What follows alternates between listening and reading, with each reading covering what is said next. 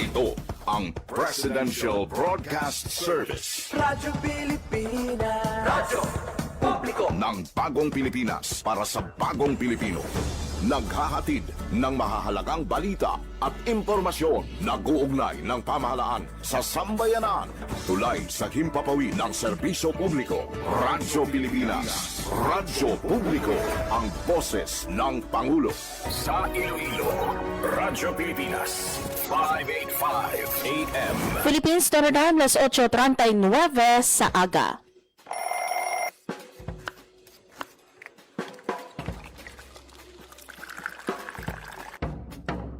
Aga sa Iloilo. Masako. Magahod. Mapagsik. Panibagong adlaw pagkatapos ng paghuway sang gabi antes. Bag-o nga paglaom. Isa naman kapag himakas sa matahom nga palaaputon. Iloilo Morning, ang programa nga kaupod ninyo sa pamahaw kon aga. Magadulong sang labing ulihi nga balita, mga istorya halin sa Iloilo, kag iban nga bahin sang rehiyon, mga ginahuluhang balan, kag mga trending topic sa social media. Ululupod naton at tubangon ang maayo nga aga. Magpamati na sa Iloilo Morning! Diri sa 585 kHz sa AM bands ang inyong mga radyo. Radyo Pilipinas Iloilo, the only government radio station in Western Visayas.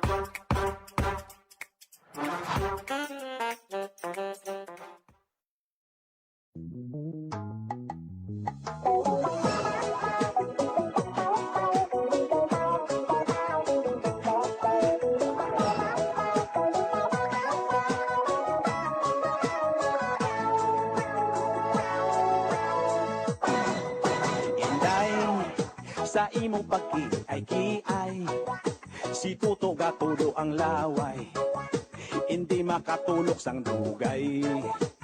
Hay, inday sa Mayong aga Pilipinas, good morning Western Visayas. ko sa imo nalipay. Good morning, good morning, good morning. Manghay-hay. Welcome mga biyan sa aton nga pagpangalaga diri sa programa Iloilo Morning sang Radyo Pilipinas Iloilo. Kagayon mata ko galiliba. Adlaw kita subong mga biyan sang Lunes, Sila na ang Agosto 24, tuig 2026. kay gali na gumpa. Wow. Yeah. Inday. Siling We are down mga biyan sa second to the last Monday sang bulan sang Agosto. We are nearing mga biyano sa katapusan na sang ikawalo siling man sang nga bulan sang tuig 2026. Ready na bala dira ang inyong mga Christmas lights, tanan kami malo. ang inyong mga Christmas tree, kag iban pa nga mga Christmas decors, because mga biyano pasulod na kita sa bulan sang Burman. So kung Burman Imo kagayon mata ko galiliba. ang hambal no ang mga Pilipino, ang may pinakamalawig nga pagsaulog or ang paghulat sang Christmas, because September pa lang it feels like Christmas already. Anyway, mga biyan, talo sa inyo regular nga Anchorman Janelle Baclay. Ako naman si Marian Grace Ereñata, and this morning ululupod kita mga biyan sa pagpatpat sa pila ka mga balita gikan diri sa aton sa Western Visayas. Tunay, ako sa imo nalipay.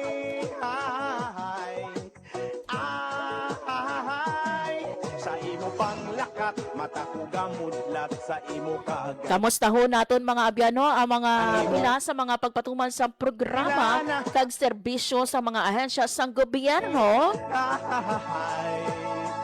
Kag ini mga abyano ang pagpatuman man o kunang paghiwat sang aton nga Department of Education. Supposed to be mga abyan ha sang nationwide simultaneous school safety drill for active attack incidents. Importante ini mga abyano because no for the past months ang masubo mga abyano may mga nagluntad no nga mga insidente Inday, sa mga buluthuan nato no diri sa Pilipinas. si Tutok gatulog ang laway. Gani mga abyano agud ma-ensure nato no mahibaluan no especially sang aton no nga kabataan sang aton man no nga mga school personnel ano bala ang dapat ubrahon no kung may ara sang active attack incident nga magluntad sa ila nga buluthuan. Supposed to be mga abyano tomorrow hiwato ng aton nga simultaneous Matakugamudlat sa nga drill pero minabaton kita no nga information nga kanselado ini so laboton naton later on or makaupo naton sa dili lang madugay ang aton man nga tagpamaba sa Department of Education Sir Hernani Escolar Jr. natuhoy no kung madayon bala tomorrow or if not no san o bala ini i-reschedule kag ano ang tinutuyo sini. For the meantime mga biyan magakuha kita na isang pinaka-latest nga weather update kaupod ang aton nga Pag-asa Iloilo.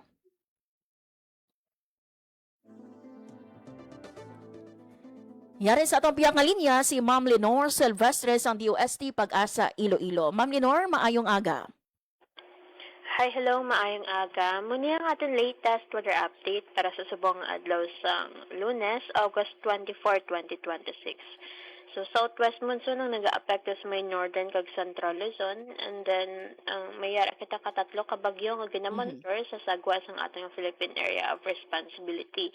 So, first na da si Typhoon Saudel kung sa diin ka ganang alas 3 ang aga, orihinin na sa Platan nga may kalayon 1,660 km east-northeast of extreme northern Luzon. May maximum sustained winds ini nga 175 km per hour near the center, kag gastanas nga up to 215 km per hour.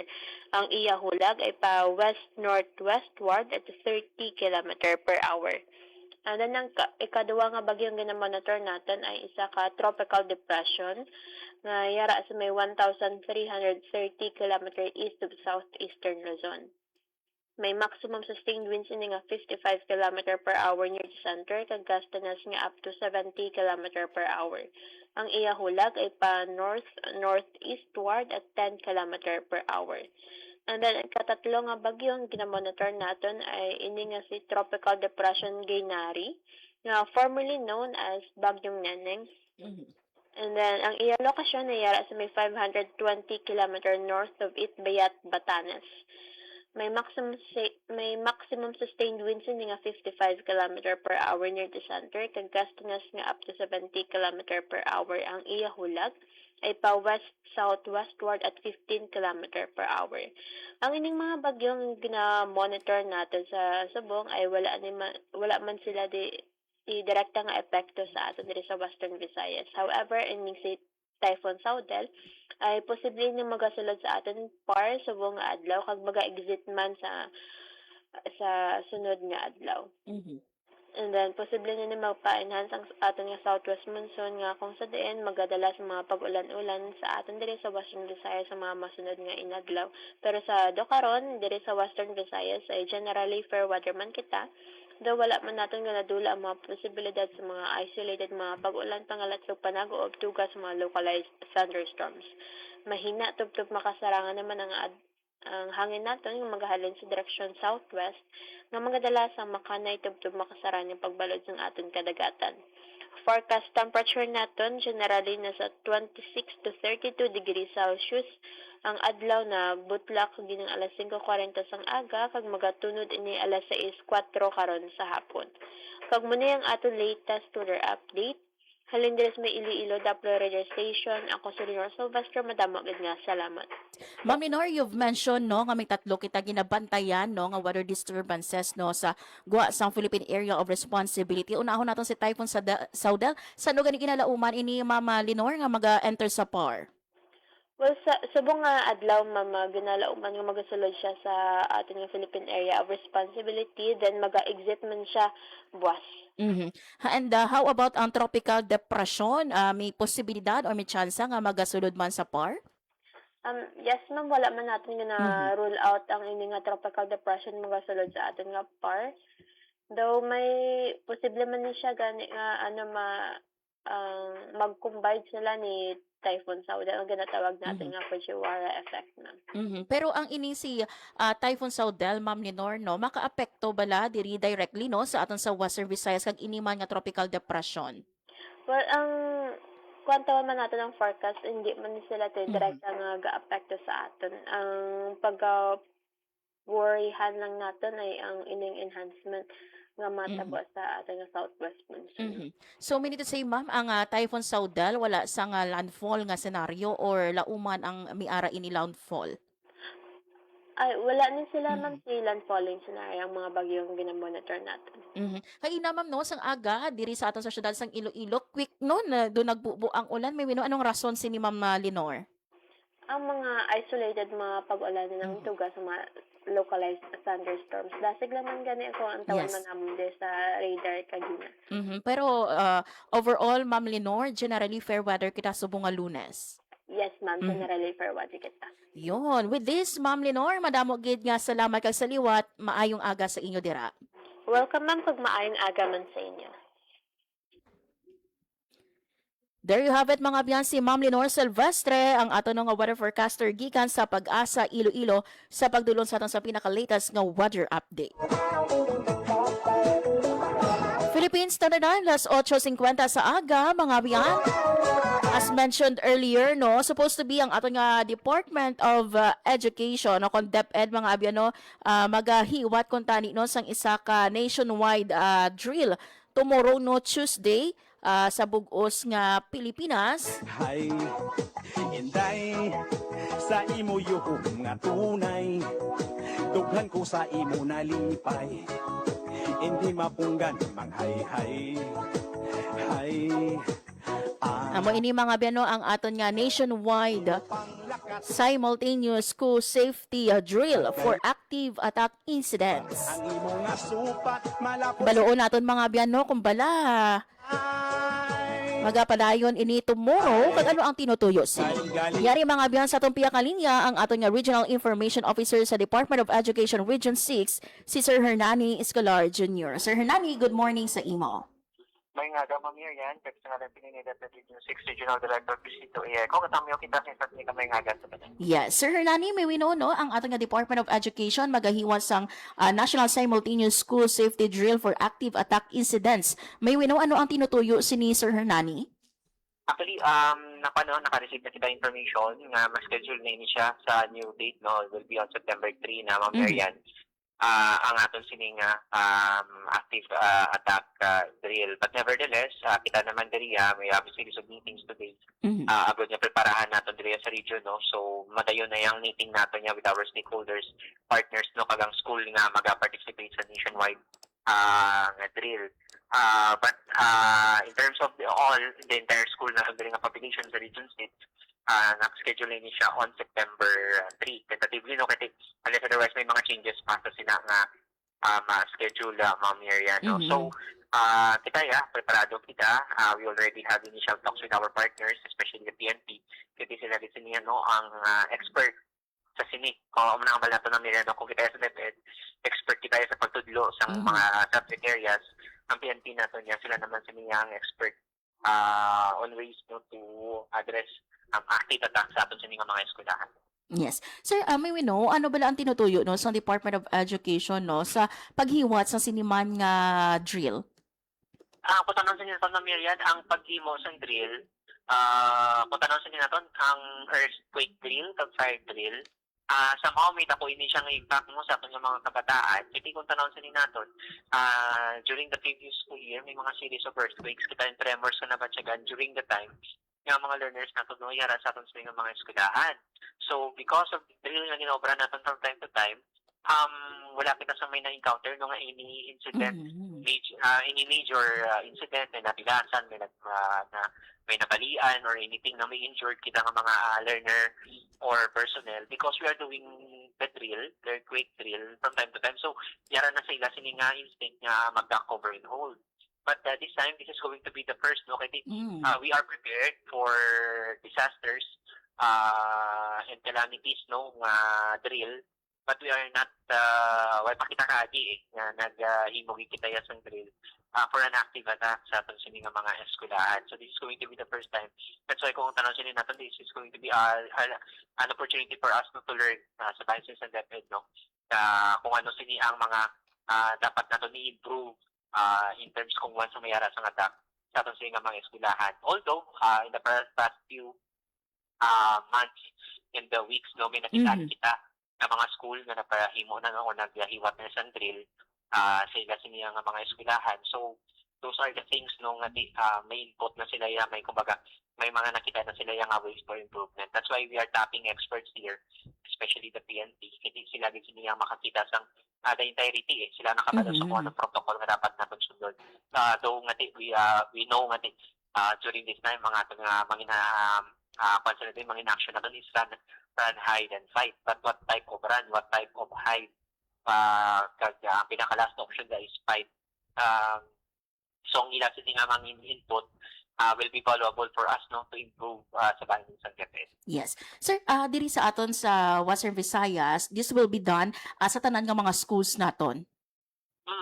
Although nakabutaman sa memorandum, Ma'am no, na kung once ang school nakahimo niya recipe sa nakikatak sa ila, kag makomply man lang nila ang requirements based on the checklist sa memorandum, they don't need na, no? They are not required na to participate. Kasi recipe lang man sila nag-imo mo sa attack drill man sa ila. So, ang resulta nila, amo na lang nang i-report nila dito sa region. But for those nga wala pa ya, then they will have to participate, no? Sa upcoming natin nga attack drill sa aton sini nga mga eskwelahan for both public and private. Amo na nakabutang sa memorandum, public and private schools are enjoying gid nga mag imo no sa sini nga drill nga ini Ma'am Miriam. Yes. So, klaro hulan naton sir, this will be on September 3 na no instead of August 25. So, bali sir, what will happen sir? Is it whole morning or afternoon or whole day ining paghiwat naton? Ang aton niya, kasi we will be participating sa nationwide, especially dito sa Arnaldo Village Integrated School.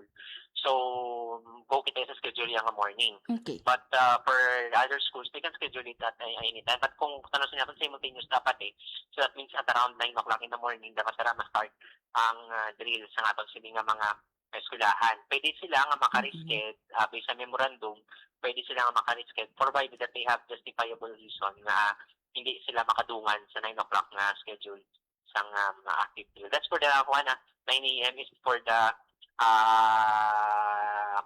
for the latest memorandum naton. Unless and until magpagawas ng mga guidelines sa ating central office as to the change of time, Ma'am Miriam. Yes. Sir, although no, kapareho no sa aton nga mga earthquake drill, sa mga fire drill nato no, balaan naton nga kung kaisap kun ara na gani no ang isa ka insidente o kung kalamidad do hindi man kita no maka or some of us nagasala sa gihapon, some of us no ginakulbaan sa gihapon, but what do we hope to achieve sa sinin sir no nga pagkatapos nga hiwaton sang drill? Ang panginasunod rin natin, yung target tinagirian natin, Ma'am Miriam, is nga kung once na mayara no, sa active attack sa ating eskwelahan, our learners will not go directly to panic mode. Doon silingon, systematic, nang innate na sa ilang ako galingon kung anong dapat nilang maobrahon. Like for example, maamat kita nga run. Pag siling kita nga run, sa din kita nga run. So, dara na siya ma-discuss sa ating mga learners. Technically, ang run sinadara is run away from the attacker. Amoy na siya. Kung feasible man lang magpalagyo ka, magpanago ka sa malayo, then you have to do that. Kung kinanglangan nga mag-hide, hindi na feasible nga mag-run, then you need to hide in an area nga kung sabihin concealed ka pang hindi ikaw ma-detect sa attacker naton. And pinaka-last na kita, we are not into that idea nga mag-fight. We are dealing here with learners. So that's going to be the life threatening na din ang obrahon niya inang fight niya. Ang target natin diri is run kag hide no. We are dealing here with learners. Dapat makalayo natin sila ng threat sa ila sininga kabuhi. So and then also mo pag ang target na natin sa drill natin is ang nga ma-set na sila balang nga mindset na once nga mayara sa nga mo sila, they know what to do. Dapat instead nga mag-panic sila ang first nila nga action, they know the steps na dapat pag-obrahon nila once nga mayara sa tangay sila. Same is true once na we will be doing this drill, dire man mapalaan kung anong mga areas for improvement natin, Ma'am Miriam. That's why we are tapping experts here. Kasi sila nakabalo kung anong sini ang points no nga dapat dapat i-improve naton. Tagano nga points ang dapat pagobrahon agud na ma-secure naton ang atong sini nga mga eskwela. Ano nga mga areas ang dapat naton i-secure on a normal day. For example, kung sa to ang gate yung angkop lang wala ginakadaduhan. So but this time, because we are dealing here with an attack na mga pwede matabuhat anytime, so kadaduhan na siya. It's going to be part of the protocol na i-implement sa ating school. So pwede ina siya. Same is true man kung wise ang bell. Ito we know kalabanan ng school natin may bell, but ang bagting sila actually either sa time or sa fire drill, dapat there must be a different sound for an active attack. Kasi base bala ko ng gamiton fire alarm man, mag-think ng mga kabataan na sunog. So, kung mag-sunog na niya, technically, yung first na action natin is malagyo, magwa na yun, dila yun. But base ba lang kung gamito ng fire tag dito pa dumiritso sa cover, so it's going to be a big problem for us. So that's why the experts here, their inputs will be a big help dito sa atin, maka-improve natin ang safety sa ating mga eskwelahan. Yun. Sir Hernani, lastly na lang no, ang imo nga mensahe sa aton man nga mga tagpalamati subong nga aga. Kita na sa Deputy Secretary of the Leadership of our Regional Director of Police Tito A. Kung we want to make sure na safe ang atong sa mga eskwelahan. That's why we are abiding with the guidelines from the Central Office on the implementation of the nationwide simultaneous attack period sa atong sa mga eskwelahan. We are doing this about to make sure na safe ang atong mga kabataan, and they know kung anong pag-obraho nila kung once na may matabo nung attack, may makasulod ng active threat sa ating sa mga eskwelahan. Yun. With this, Sir Hernani, madamo gid nga salamat sa time and information nga ginhatag mo diri sa amon sa Radyo Pilipinas. Iloilo maayong aga sa imo, sir. Maraming salamat kagamay nga sa There you have it mga biyan, si Sir Hernani Escolar Jr., ang aton nga Regional Information Officer sa Department of Education, Western Visayas. Sa aton mga biyano nga Department of Education, magahiwat sang nationwide simultaneous school safety drill for active attack incidents. Scheduled iniha on September 3 instead of tomorrow, August 25. So tinutuyo sa ni mga biyano, agod nga malantaw man nato, no? Siyempre hambagan ni Sir Hernani. Hindi man perfect no ang paghiwat naton sa drill, at least no makita nato no diin kita nagkulang, ano ang kailangan nato no nga i-improve in case no nga may magluntad nga insidente. Ang palyagan no kung may mga fire drill, may mga earthquake drill, so ang una nakita naton mga beno ang pag-learn sa public. We hope no to achieve no sa siniman nga active attack incidents no nga drill, ma-address man no or mahibaluan naton ano ang mga nagakatapat nga ubrahon during no and even after sang attack. What we are praying no nga tani wala na sa mga kapareho sinino nga mga insidente no for the past 2 weeks no or months no nakita naton mga abyan no ang pagluntad sang insidente.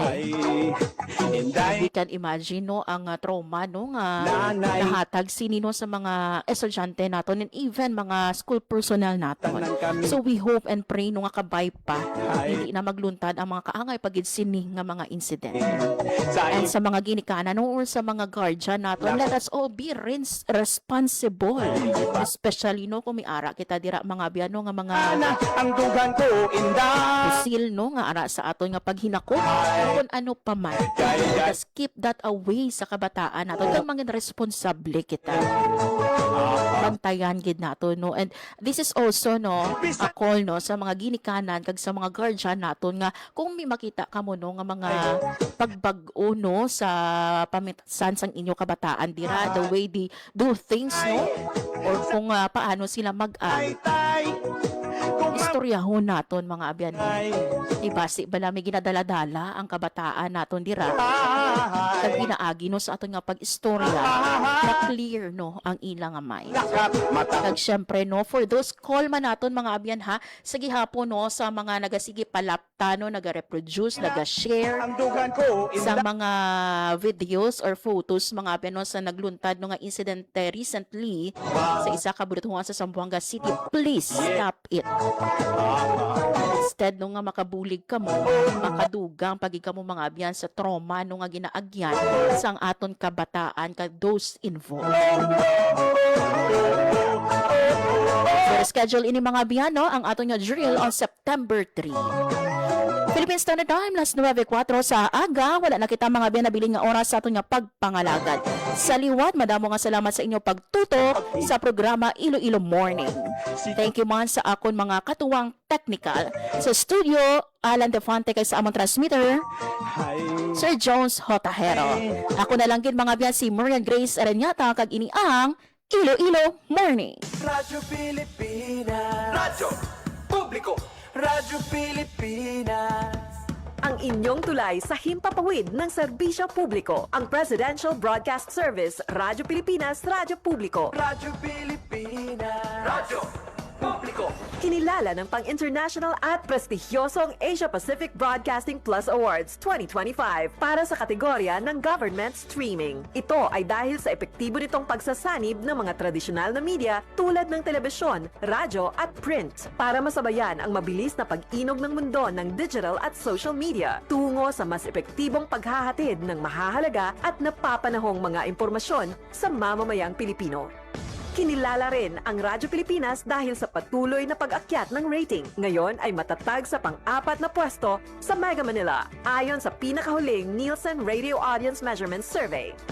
At sa social media, nakamit ang mahigit 2,000% pagtaas ng bilang ng mga sumusubaybay sa Radyo Pilipinas page sa unang bahagi ng 2025. Patunay ito na ang inyong Radyo Pilipinas Radyo Publiko ay tunay na kaagapay ng inyong pamahalaan sa paghahatid ng serbisyo sa mga mamamayang Pilipino. Mula sa aming lahat, sa ngalan ng inyong pamunuan at mga kawani ng Presidential Broadcast Service, kasama ang inyong mga himpilan ng Radyo Pilipinas sa buong kapuluan.